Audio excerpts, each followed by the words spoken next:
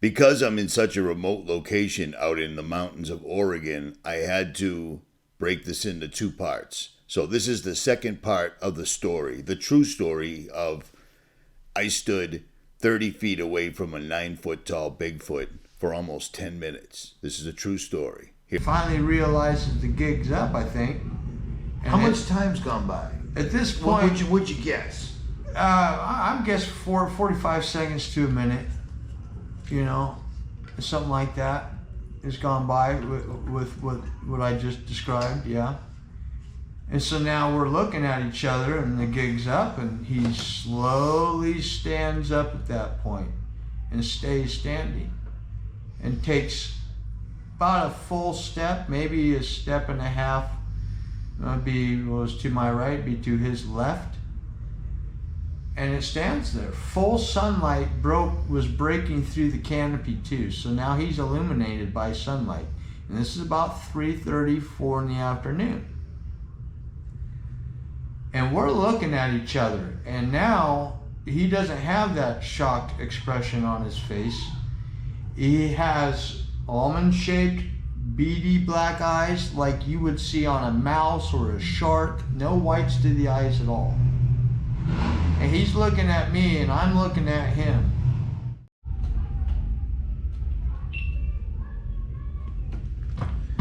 Red dot, red dot. Okay. Okay, so we're looking eye to eye and it's got these black beady eyes. And I'm finding myself a little nervous because, like I said, it's between where I've got to go to get to the truck. And there's no way I'm going to turn back and go to the creek. There's no way I'm going to try to go to my left or to my right. I'm not moving because I don't want to trigger this thing's prey response and possibly attack me because I know nothing about this thing. But the problem is, well, I don't know if it was a problem, it probably was. I made a little too long of eye contact with this thing. And when I did that, that's when it showed me its teeth. Kind of like when a dog gets upset and it snarls and bares its teeth. That's what it did. It snarled and it bore its teeth at me. And I took that as aggression, like it wasn't happy. So I immediately turned away from it slightly, at least a half a turn. Turned my shoulders away so I wasn't completely squared up with this thing. And I hunched over and bent forward a little bit to show that I'm in a submissive position. But I'm also keeping an eye on it out of the corner of my eye. And I don't realize it, but I'm naturally turning back towards it and looking it over. And I eventually make eye contact with it again. And it bares its teeth at me again.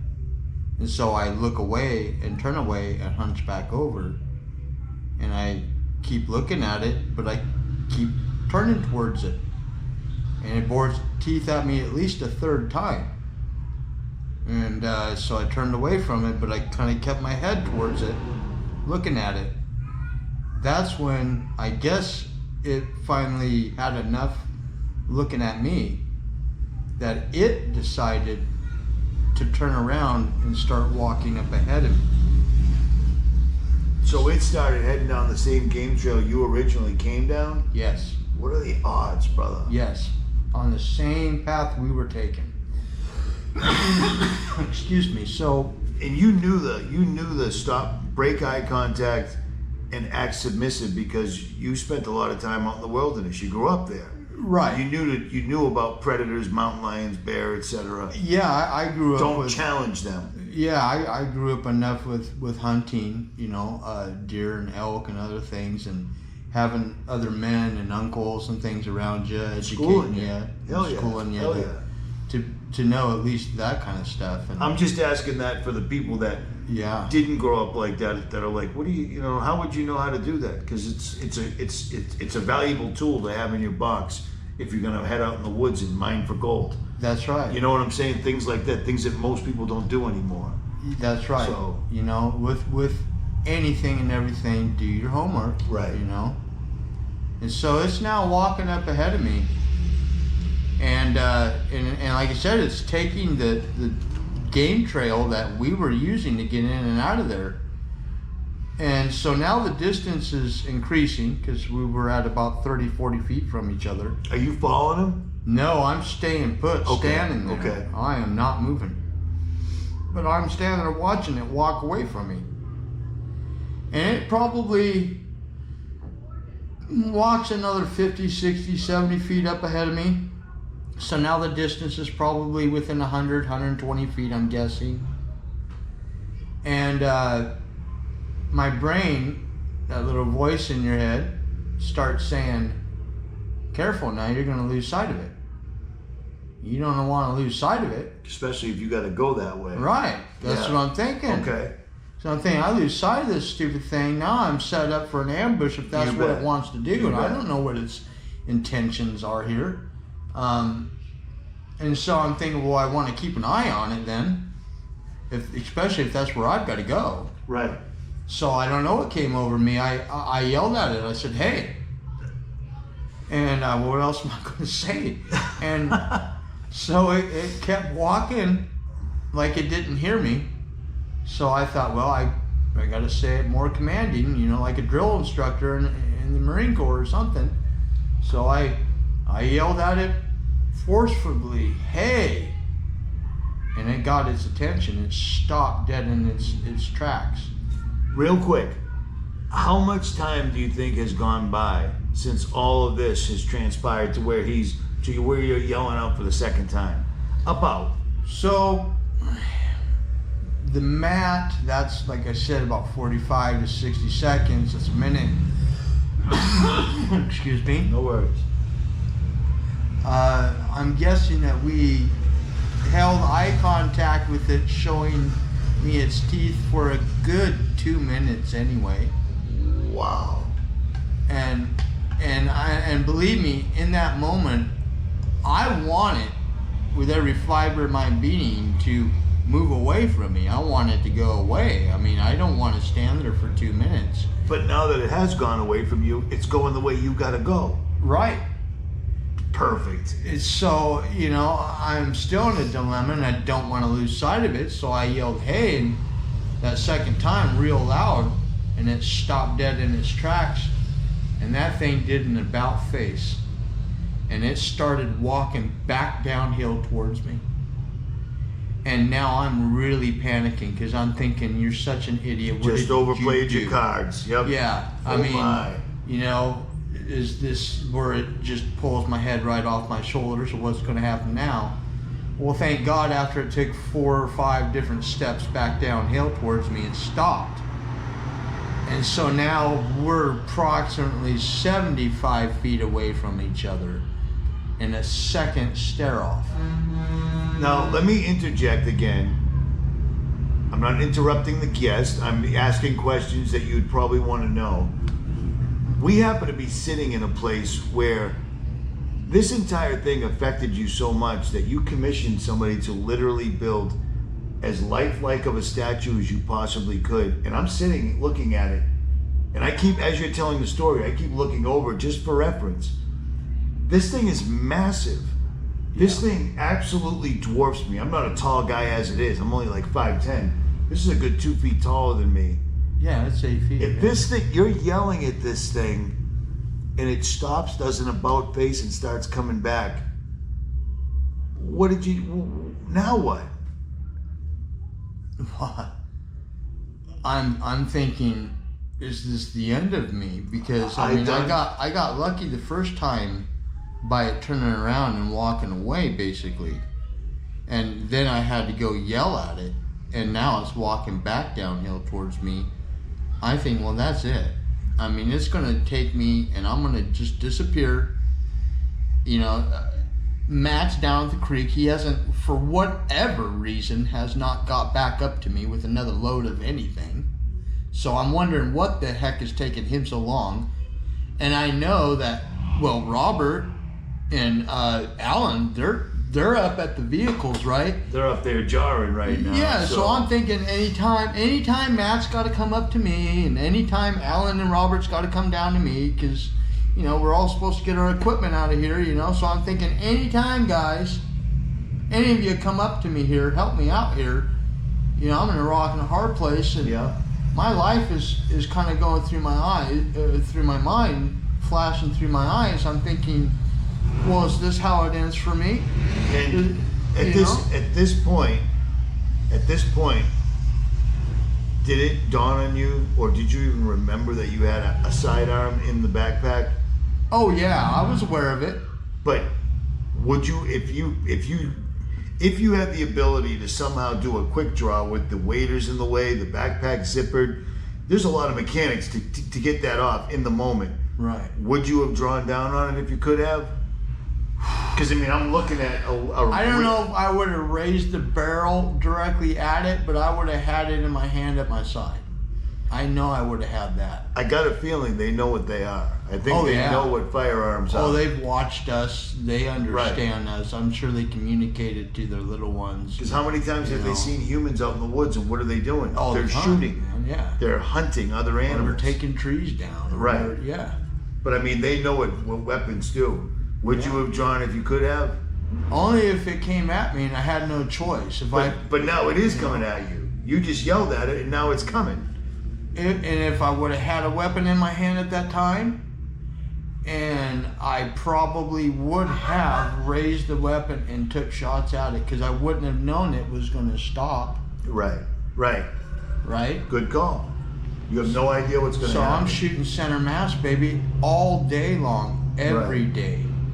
And I'm trying to hit it from the center of the chest right on through the neck to its mouth. Right.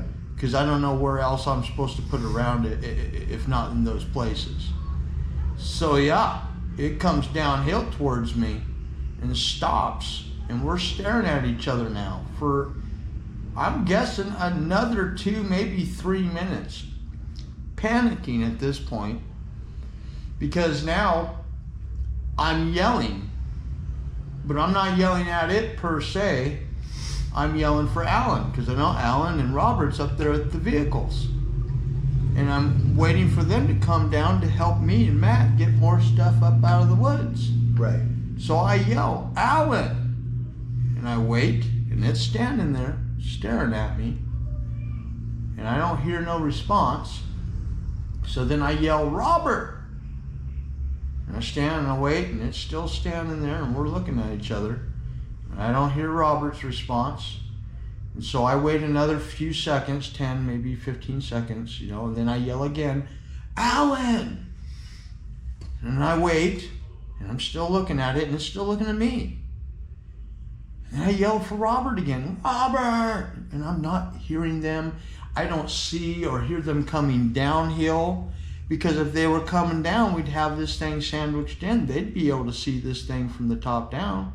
And you'd like to think that it would bolt at that point. Yeah, you know that what would I mean? be a good way. But here's the other side of that coin again. What's probably turning into hours in your head, it's just minutes to these guys that don't even know anything's going on. Right. You know what I mean? They're oblivious to what's going on with me, and to me it's like a... Longest 3 minutes ever. Yeah, it's like a slow motion car wreck. Your adrenaline is jumping so hard that and your mind is processing all this information so fast that it seems like the time slows down. You bet. So I sometimes wonder, well, was I really looking at it for as long as I claim? Or was it a lot shorter of a duration of time, but because of the adrenaline, I was able to take in things at a slow rate? No matter what the case may be, you still had way more of an interaction with a Sasquatch than anyone I've ever heard of. Right. I mean, unless I'm missing somebody, but everybody, it's fleeting.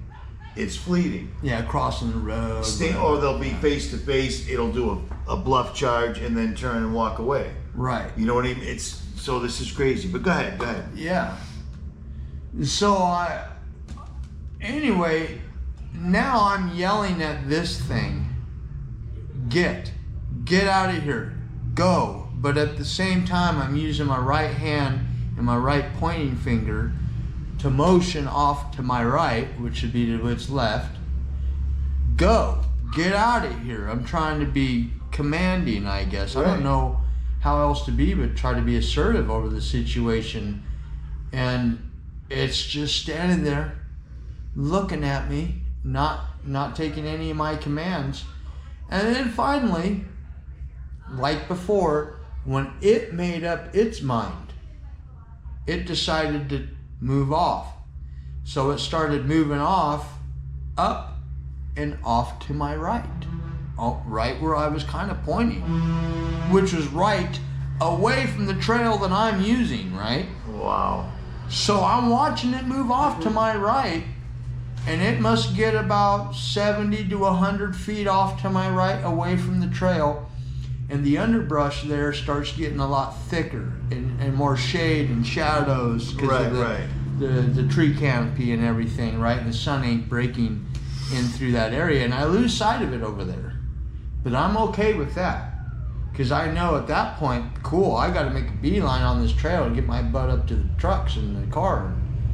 And so as soon as I lose sight of it, man, I grab those 2 buckets. I don't care at the moment that Matt's behind me down there at the creek messing around. Screw Matt. Grab the buckets and go. So I had all the adrenaline to have the cardio to get up through that brush. I know what that's like. That's a thing. And I break out onto the gravel road we were parked on there. Yep.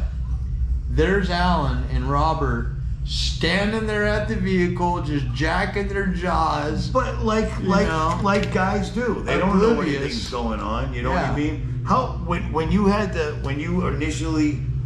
saw the Bigfoot's crouching down, how far from the truck would you guess you were? A couple of 100 yards? At least 100 yards. Yeah, that's a long distance.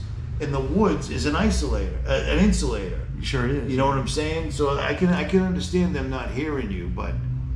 And I come out and I'm lit up, man. I mean, I would imagine. I'm talking, a mile a minute, and I'm shouting and screaming at him, and I'm trying to tell him we got to get out of here. I seen a Bigfoot. Matt's at the creek. We got to get Matt. Of course, they're trying to tell me to slow down because they can't quite understand yet what I'm saying. And so I'm slinging the backpack off of my shoulders. I'm using the keys to open up my truck. I retrieve at the time my phone. I'm putting my phone on camera mode. And then I'm getting into my backpack, wrenching open that zipper, wrenching out those hip waders that are squeezed in that backpack to retrieve my .40 caliber handgun. And then I put it around in the freaking chamber, and now I have Alan and Robert's full attention. It's funny how Jack in the chamber catches people's attention. Now they really want me to slow down and explain what's going on. And to my credit, I was able to calm down enough to slow down enough to explain, look, while you guys were up here talking and gabbing and not coming down to help me and Matt get more equipment out, which I'm sure you're going to, I'm standing off with this Bigfoot. I'm not kidding you. I'm serious as a heart attack, guys. And we need to get out of here. We shouldn't probably be in the area, which means we need to go down there and help Matt get the rest of this crap out of here. The day's over, And then they heard me and understood. And in such a way that I could tell that they were taking me serious, because I had my phone on camera in one hand and my handgun in the other. And all 3 of us now are going down this bank through there with our heads on a swivel. I'm hyper vigilant and aware of everything. Looking around every tree, every laid down log, every shrub, bush, anything. Right. That must have been incredibly stressful going back down that trail. You had to. Especially when you watch something as big as this thing. I'm pointing at the statue. Yeah. Something as big as that just all of a sudden blend right into the woods to where you can't see it anymore. Right. Like a moose. Well, they're wearing a natural ghillie suit. You bet. Made by nature call, made. Dude. Good call. A natural ghillie suit. Yeah, it's nature made. I mean, and when they teach a sniper to use a ghillie suit, they teach them to make micro movements and then freeze for a long period of time. I did Fort Benning, Georgia. That's where I was at, sniper school. Well, you don't think these things know how to use their ghillie suit? Of course they do. Right. But yeah, so we go down real slow and cautious, and we don't see it. We don't see it. And of course, I'm still pretty hyped up, and I'm now yelling at Matt, we gotta get out of here. I just got done looking at this Bigfoot. Of course, he is kind of aware of it, right? Of course. And he goes, oh yeah, you and your Bigfoot thing. Yeah, I told you I don't buy that crap. And I go, look, there's a lot of animals out here that we all know about and recognize officially, but when we come out here, we never see them very often anyway, right? 9 times out of 10, you don't see anything. You hear some birds chirping. If you're ever going to see an animal in the woods, in my experience, you're going to see prey. You see deer, you see rabbits, you never see the predators. Right. Until you don't want to see them. You know what I mean? So I'm hip with you. I tell them, I don't have time for your disbelief. I'm over it. The day's over. We need to get the hell out of here. Period. So come on. And so we're all grabbing stuff up, equipment and tools of what's left, and we're all getting out of that game trail. And again, as we're all 4 of us now coming up out of there, I'm still eagle-eyeing everything. You bet. I can only imagine. Until we get up to the vehicles and get things put away. And on that whole darn drive home, man, I am jacking my jaw a mile a minute to everybody on what went down, as I'm telling you. A data dump, hell yeah. Right, and because now you're safe. Now you need. now you're rolling home, you know. So yeah. Let me ask you, when you were standing there, did you notice any smell?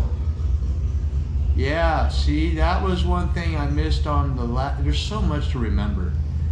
The only other time I've given an interview like this, and no fault to them for not asking. It's hard for them to remember to ask every question too. Well, it's a hell of a story to boot. You know, honestly, it is.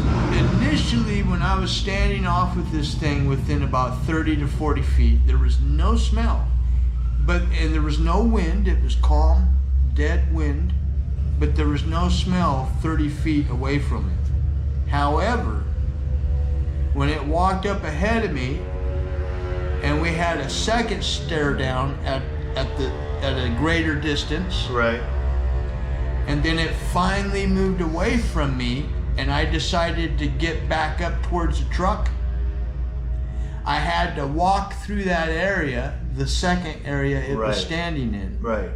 And when I walked through that area on my way to the vehicles, within, I'm guessing, 15 to 20 foot radius, it smelled like wet dog. Just like you took your dog to the river or to a lake and let it play in the water, and then you towel dried it off and threw it in the back of the car, and now you gotta make that trip home with the smell of that wet old dog in your car. That's what it smelled like. But you also said, now I happen to know what you do for a living, so I understand your intention. All right, we had to take a break because that parade's been literally going on for 2.5 hours. Yeah. Holy cow! You gotta love America, man. This is America. So, all right. So you guys, you're in the vehicle.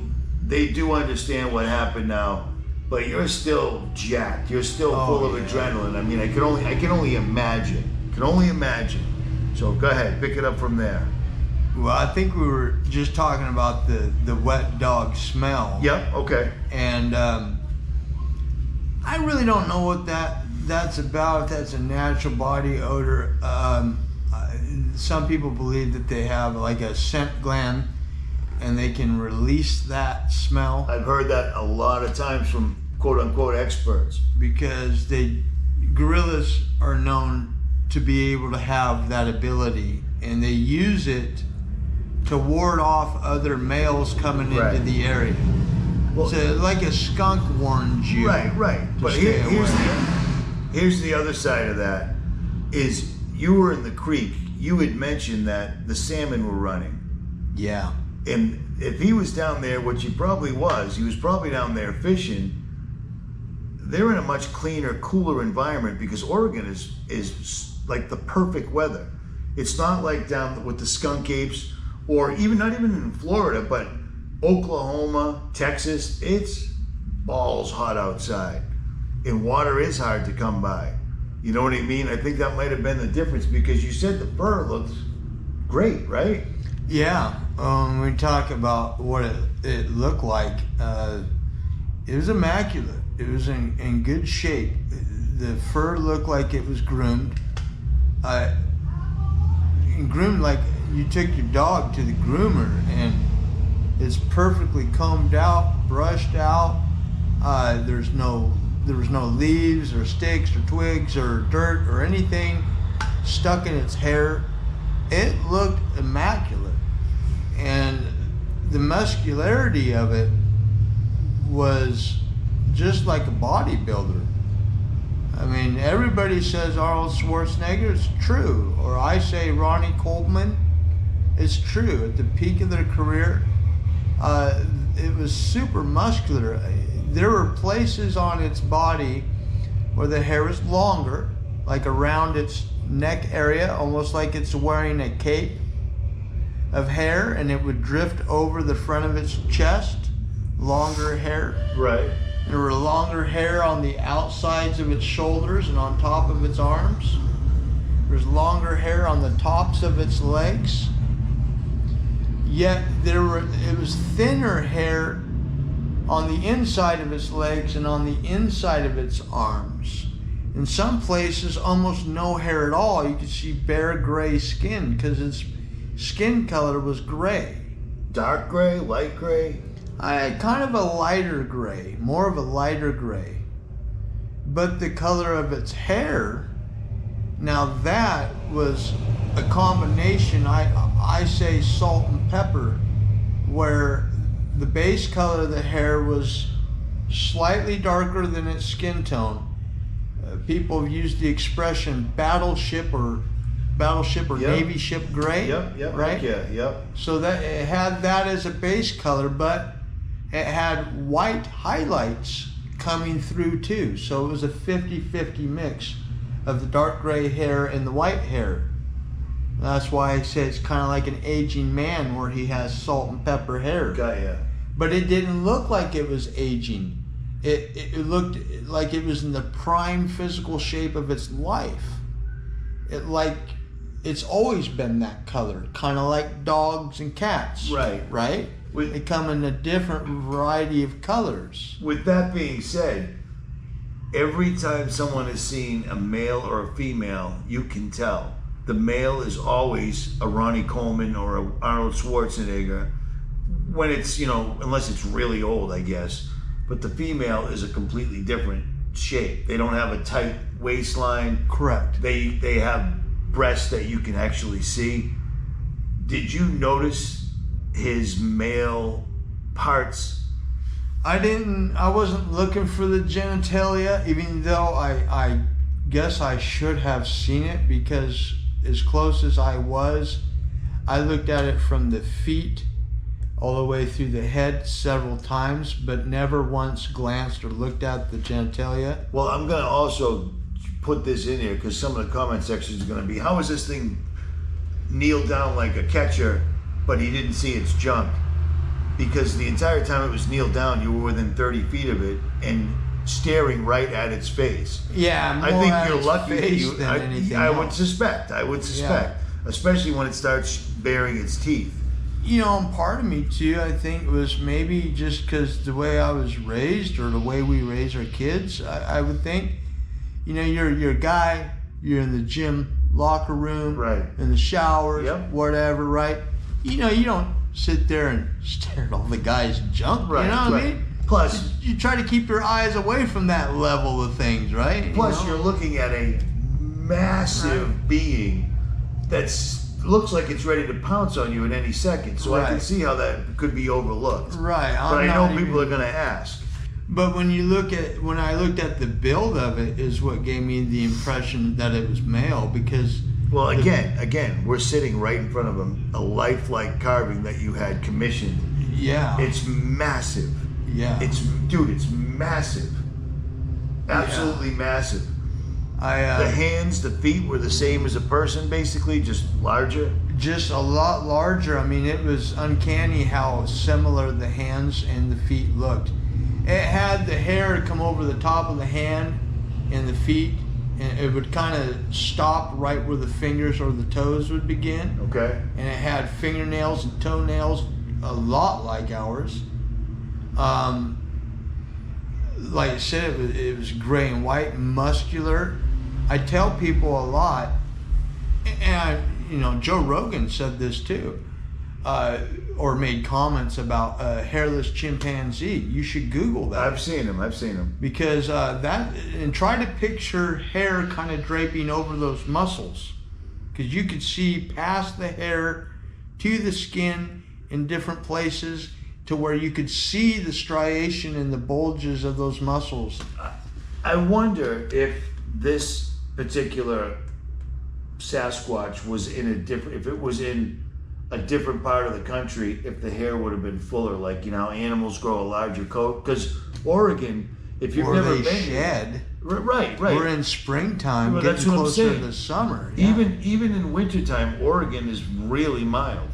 And in the summertime, Oregon is probably one of the coolest states to be in when everybody else is up in the hundreds, Right. So I think that probably did, and just throwing that out there, I bet you that plays a big part in it. And yeah, and two, it was probably in the area, not to go too far back, but yeah, no, it was April, so we had the spring salmon run. We get a fall, winter salmon runs, and we get steelheads in the winter, fall and spring are the salmon runs, whatever. But there's 3 different times of the year for fish, and when we were down there prospecting that day, the salmon were literally jumping and flopping in the water. That's crazy. I could have walked out there and barehanded one of them things out of there if I wanted to. And I would imagine that these things are well aware of when the huckleberries are ripe. I mean, this is their domain, man. This is their domain. Ours, it's just secondary to us now. Yeah, I mean... At best. Of course, a lot of things on this topic is speculation and just guesswork, because academia hasn't fully accepted it or made it an official recognition. But as amateur people, going off of logic and common sense, I'd imagine that when the fish are in season, baby, they're eating fish. You bet. Of course they are. The berries are... Of course. They're eating berries, just like a black bear. If there's no berries, no fish, they're probably going after deer and elk and other things they can come up with. It's purely seasonal, and I think they have a range. Of course. They have a range where the food's at. And I think they have, quote unquote, possibly campsites of where those food sources are at. I told you before I got here, I was at a friend of mine's property about an hour from here in Oregon. And we found what appears to be a nest on their property. And for whatever reason, I discovered that an orangutan, for instance, in its lifetime, because they live a long time, they make a new nest every single night. Right. They make up to like 20 to 30,000 nests a night. So these guys right here, they're not like us. They don't walk and get tired. I bet you they don't get tired at all. They move like a wild animal. Oh, it moves. You know what smooth. I mean? So, and every animal migrates. Yeah. I could tell by watching it walk and move that it is definitely built for its environment. And I said before with you that you think about humans, our skin is thin and fragile. We're not made to walk through the brush. I just in did the that timber this morning, like dude. That, Sporting all the scars. tear you up, Yep. cut you up, get infections, your lifespan goes down real quick. Humans live in valleys and meadows and next to rivers and open areas. Right. This thing has a tougher hide, has the hair. It moves like it's somebody on a set of skis. Fluid. The head doesn't bob or move. I know people have heard that before. Well, you must have heard the stories where people have seen one while they were out skiing and literally thought it was a cross-country skier until they got closer and they're like, wait a minute, that skier is black. Like, not wearing any clothes black, and it's not on skis. Or the time there was a good story, I think it was on Bigfoot Crossroads, and they had seen a small one, and I think they even got footage of it. And it was coming right down a vine that was covered with thorns that you and I couldn't even touch. This thing just slid down them like they weren't there. Right. And this was just a young one, when they still look very similar to chimpanzees and such, you know? So I think you're on it when you say that. Well, yeah. And I'll tell you something else that kind of blew my mind is when I got home and I was thinking about, you know, everything, I got out my phone and I was looking at the maps, like Google Maps and things like that, because I knew right where we were. I mean, for crying out loud, I picked that location to go to that day. Right. So I had it right there on the map. So I started zooming out on the map and looking at the surrounding area, right? And lo and behold, I don't know, 5-7 miles, 5-7 minute drive. We come down off the road we were on, drove up the main road, hit a secondary road. We wouldn't be very far, and on the map, there's a little tiny drainage creek, and it's literally named Baboon Creek. And I had no knowledge of that prior to this occurrence. Well, that's funny that you say that, because I was checking out a location where someone said it was a hot spot up by Crater Lake. Yeah. And while I'm up there driving around looking for anything to, you know, any reason to pull over and start poking around, I came to Wendigo Creek, or Wendigo something road. I remember I took a picture. Wendigo Pass. Yeah. Yep. Yeah, I mean, they have always named creeks and passes, you know.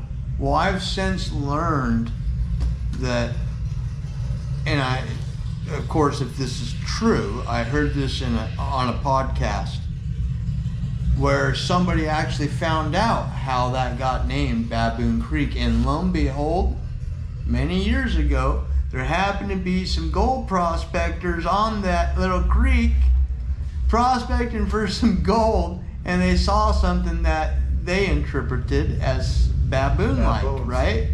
There's a lot of truth in the names, dude. Yeah, must have went and told the Forest Service about it or reported it, and then when they issued new maps.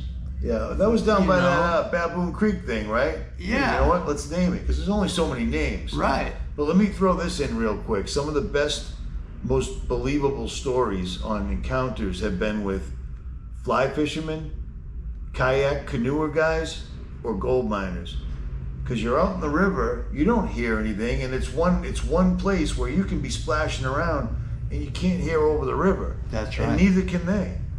You know, or you're slipping down the river in a kayak and there's one right on the water. You know what I mean? Because they're always near water. All wildlife needs water. Absolutely. That's why when I got here this morning. If you wanted to be quiet, why wouldn't you stay next to a rushing stream of water to be quiet, to hunt or do whatever you do? All right, one last question. I got to get out of here because I got to eat. But did you guys get any footprints? I didn't see any footprints, and the ground in the terrain wasn't conducive. No, spongy, mossy, too hard, too rocky. That's the only bad thing about this area.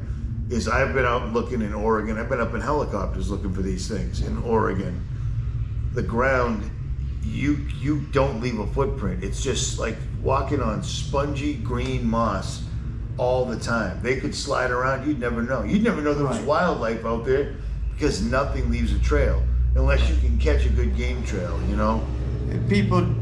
I think people just don't stop to think about it. Maybe they don't read about it. They just want to jump to whatever conclusion their tribe or their group believes in. I think there's a lot of things like that go on.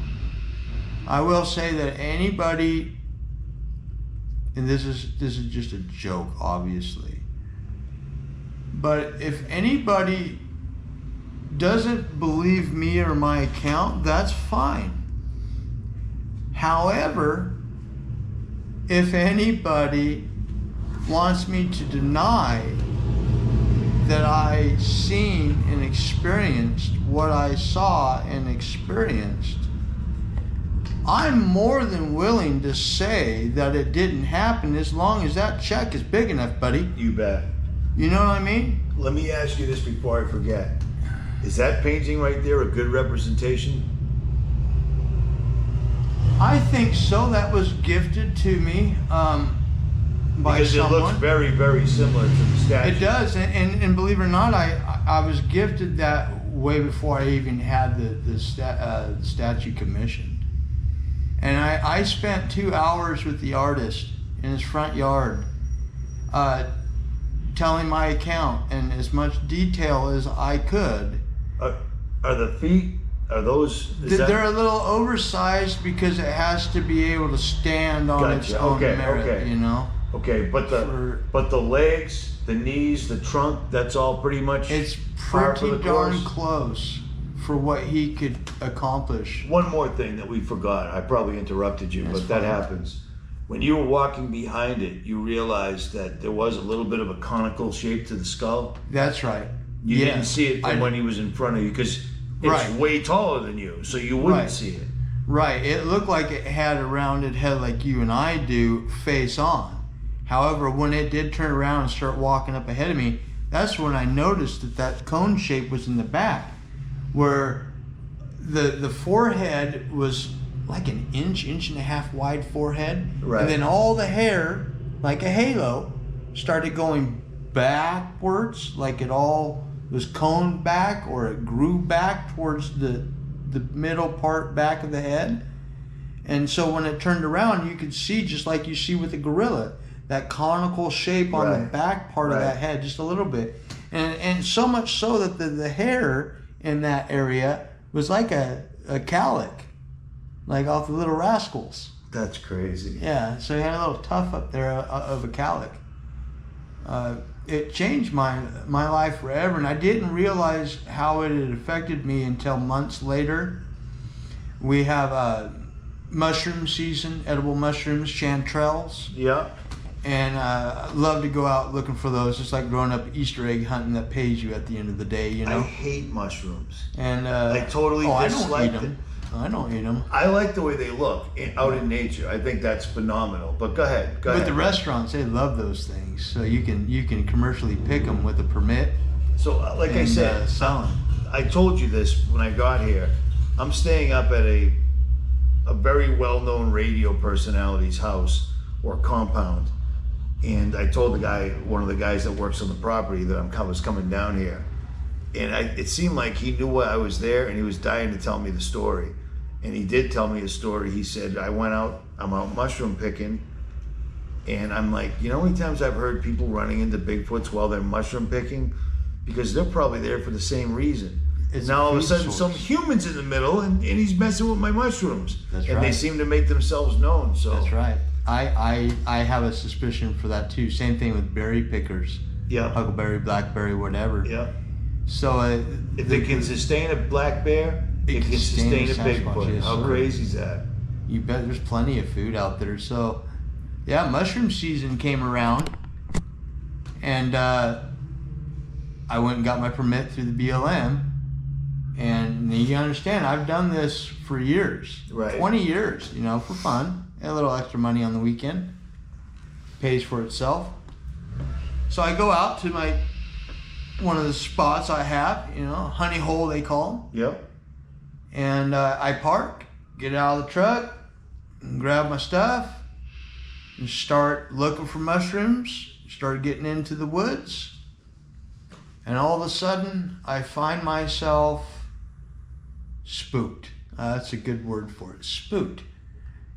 Couldn't and didn't want to get away from visually being able to see my truck, which is odd, because that doesn't happen. Especially when you're not even hunting, you're picking mushrooms. I can pick mushrooms 3 to 5 miles away from my truck, no problem. You understand? Yep. And for me to only get within 250 feet, 300 feet away, or just visual sight of the truck and not be able to lose sight of that truck and feel spooked. And at first I didn't know what was going on with me. I just knew I felt spooked. And I was kind of had my head on a swivel, but I'm not registering why. I'm not consciously really aware of it, you know? So I say, you know, the heck with it. I'm going to call it a day and go to my truck, drive home, Of course, I'm kicking myself for being a chicken about, you know, what's wrong with you, you know? You go out there and you do this crap all the time. Excuse me. So I said, well, I'm going out tomorrow, you know? No reason for me to be like this. So I go out the next day. I go to another honey hole. I had quite a few places to go get these mushrooms, and same thing, different location, miles away. Get out of the truck, grab my stuff, get out there, and again, I don't know, subconscious level or whatever, I couldn't get without sight of that pickup. And then it hit me and dawned onto me, and I went, holy crap.